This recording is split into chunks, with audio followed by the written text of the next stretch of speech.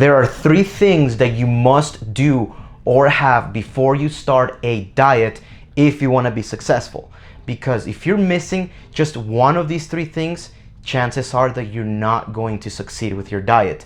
And in this video, I'm going to tell you exactly what those 3 things are. Alright, so first, if you're new to my channel, my name is Daniel, and on this channel I like to focus on helping people achieve their ideal body transformation and health by applying simple habit changes to their lifestyle, nutrition, and mindset, because all it takes is simple habit changes, not suffering or just using your willpower.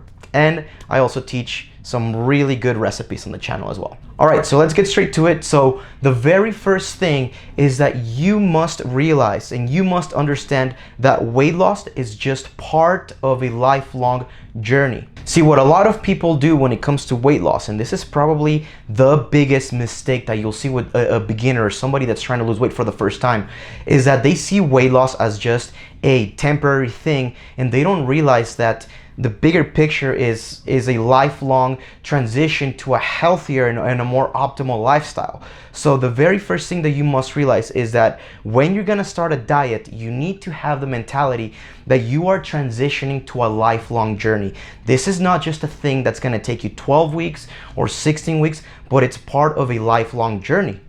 And when you have this mentality, it's easier to lose weight the proper way, the correct way, instead of trying the quickest diet, the thing that's going to give you the fastest results, the thing that's going to help you lose 50 pounds in 3 months, because you're realizing that weight loss is just a little part of a lifelong transition to a healthier, more vibrant you. And more importantly, you avoid another big mistake that a lot of people make, which is not having a plan after the plan. Because again, when most people think of weight loss, they only see it as a temporary thing, and many people do get to their goals, but there's no plan after the plan, after they've lost the weight, which is why one of the many reasons why the rebound rate is so high. So again, first thing is you must realize that weight loss is just a transition and a small part of a lifelong transformation. All right, and thing number 2 is that you must define your emotional anchor. Your emotional anchor is the reason why you're trying to lose weight in the first place. It's going deep into the emotion of why you're trying to lose weight, because that is the thing that you have to define. Simply saying I want to be healthier or simply saying I want to look good doesn't cut it, because those are more superficial reasons. You must have something that's emotionally anchoring you to want to do this, something that is pulling you instead of pushing you to do your goal, something that kind of like, it's like a fire inside of you. Like, what is that motivation? What's your emotional anchor? And the best way to define it is you want to kind of ladder down and ask yourself the why question. Well, why do I want to lose weight? To look healthy. Why do I need to look healthy? Well, because I want to watch my kids grow, make sure that I'm healthy, and make sure that I'm there for them as long as I can. You see what I mean? You have to ladder down. Well, I want to look good. Why do you want to look good? Well, because I want to get more attention from the opposite sex. And why do you want to get more attention from the opposite sex? And so you keep going into a deep emotion that is, like I said, that's going to be your emotional anchor, and you have to define that, because that is the thing that you need to use every day. That's the reminder that you need to tell yourself, this is why I'm doing it, as opposed to simply saying I want to look good, I want to be healthy, I just want to make healthier choices. Well, why do you want to make healthier choices?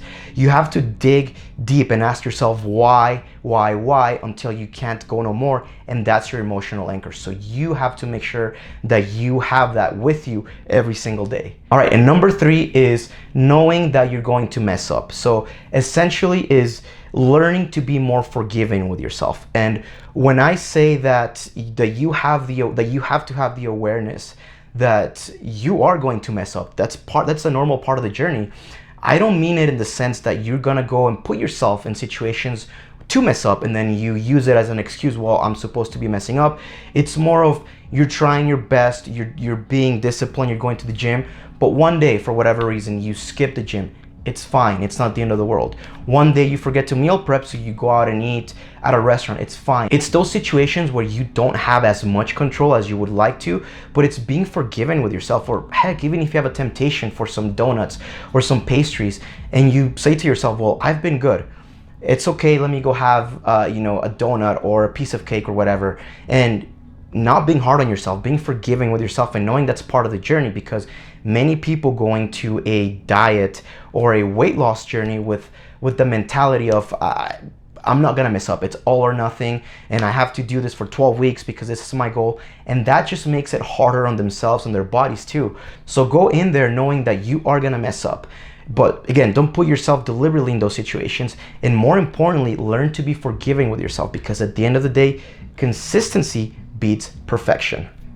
All right, so hopefully you guys enjoyed that short video. If you did, make sure that you subscribe to the channel, because I do a lot of videos like this. I also do a lot of tasty recipes. So make sure that you subscribe for my next upload, and I'll see you on the next one.